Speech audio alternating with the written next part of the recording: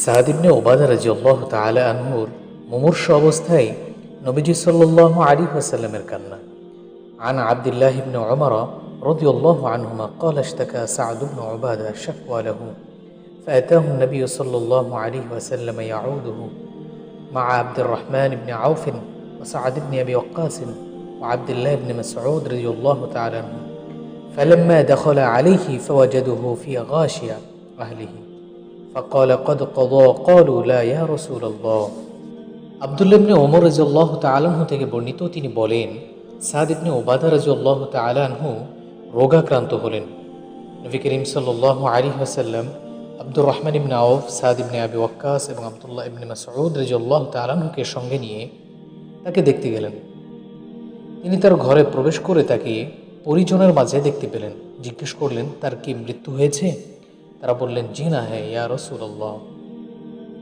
فبكى النبي صلى الله عليه وسلم فلما رأى القوم بكاء النبي صلى الله عليه وسلم بكوا فقال ألا تسمعون إن الله لا يعذب بدمع العين ولا بحزن القلب ولكن يعذب بهذا وأشار إلى لسانه أو يرحم وإن الميت يعذب ببكاء أهله عليه وكان عمر رضي الله تعالى يضرب فيه بالعصا ويرمي بالحجارة ويحثي بالتراب।